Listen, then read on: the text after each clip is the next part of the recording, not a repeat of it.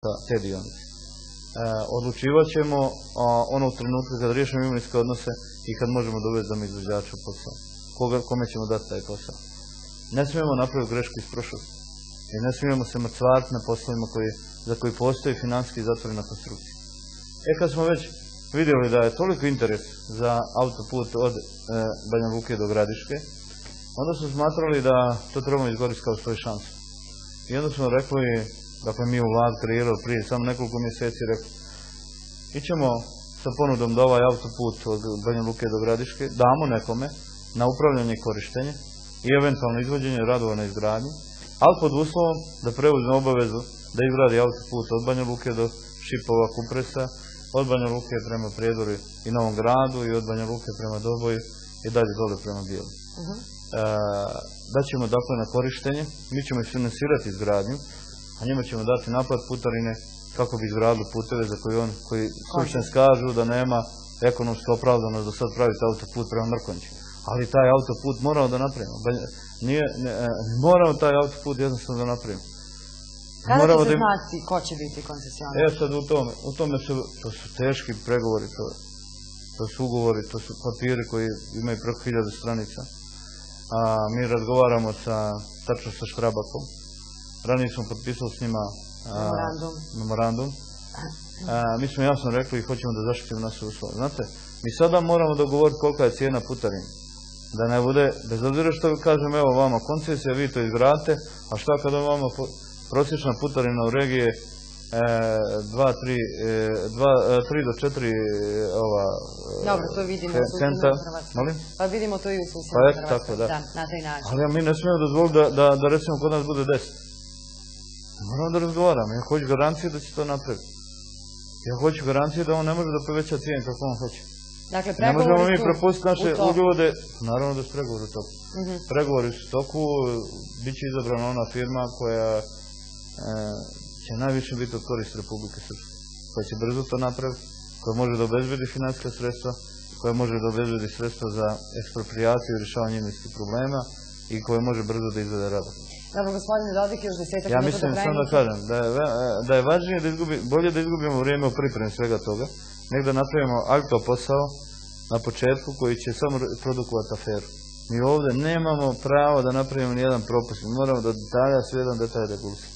Pa pogledajte, evo o čemu pričam, put od Plašnica do Laktaša. Da je bila valjana priprema, sigurno ne bi uvali se u takav problem.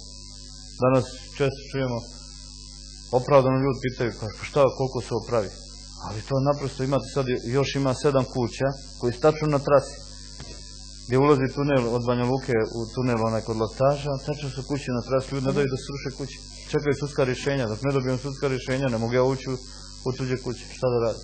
10 minuta nam je ostalo do kraja emisije, dajte da odgovorimo još kratko na par aktualnih pitanja. Šta je sa najavljenim ulaganjima od 80 miliona maraka za klinički centar Banja Luka? Ranije je, dakle, raspisan tender o rekonstrukciji i modernizaciji kliničkog centra koji podrazumijeva da klinički centar u Banja Luci se pretvori u kliničko-univerzitetski centar i da se i ta univerzitetska komponenta locira upravo gore.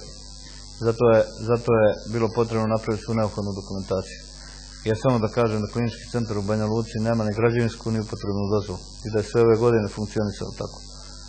Nije imao ni projekt postojećih stanja, tako da je to iziskivalo mnogo napora i vremena ljudi koji su morali da provedu da bi snimili postojeće stanje i da bi mogli da isprojektu ono što je potrebno. Tender je podrazumijevao jednu vrstu donacije i određeno kreditno zaduženje, ukupno 43 miliona eura.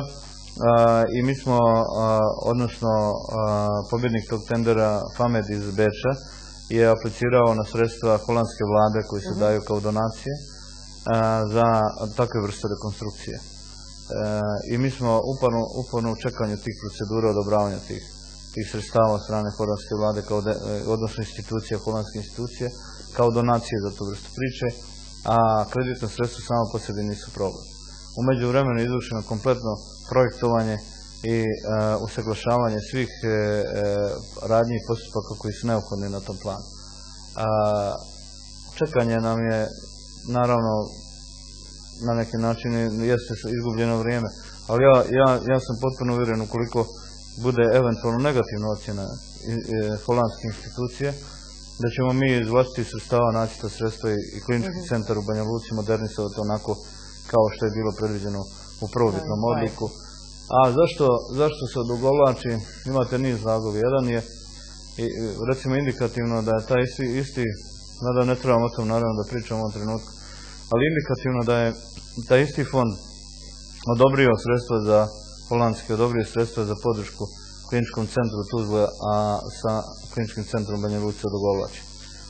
Na istim kriterijima, dakle ništa mimo standarda nije urađeno, ali to će reći nama poruku koju treba da znam.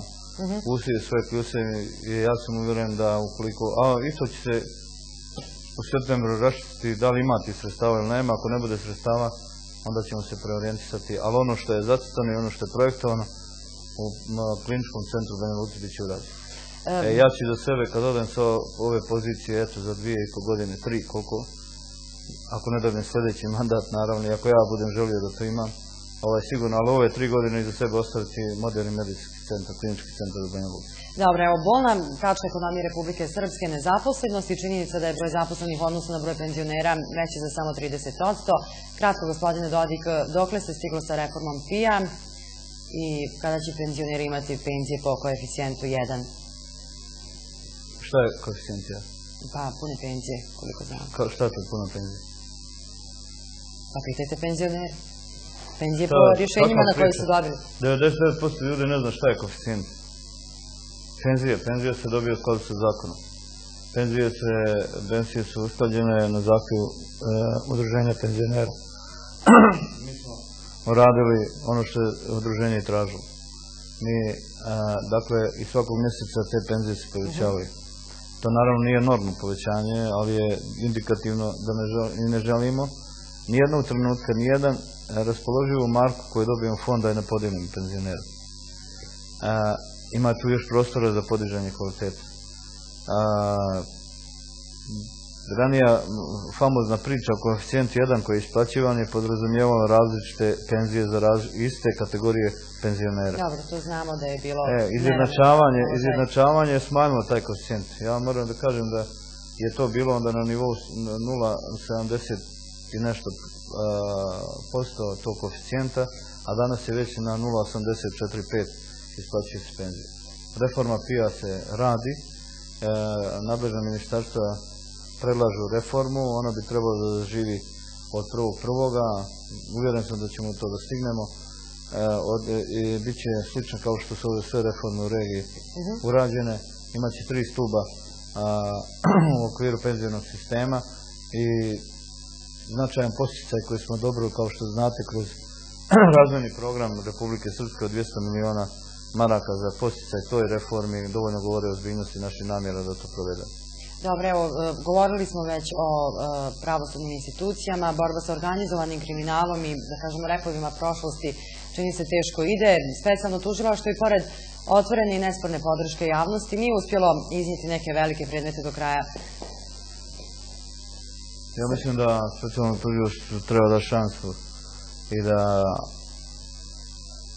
evo, neki misle da to se nešto dešava pod nekim našim utjecajem. Ja sam da kažem da sam sa specijalnim tužiocem razgovarao u trenutku kada je imenovan i još sam ga vidio na jednom zajedničkom sastanku gdje smo razgovarali o logistici.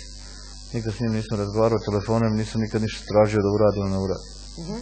Ali ono što mislim da čovjek dobro radi svoj posao. I da, kamo sreće, da i drugi u pravosudnom sistemu na isti način poimaju zaštitu javnog interesa. I da uz minimalne krivice za one koji su taj javni interes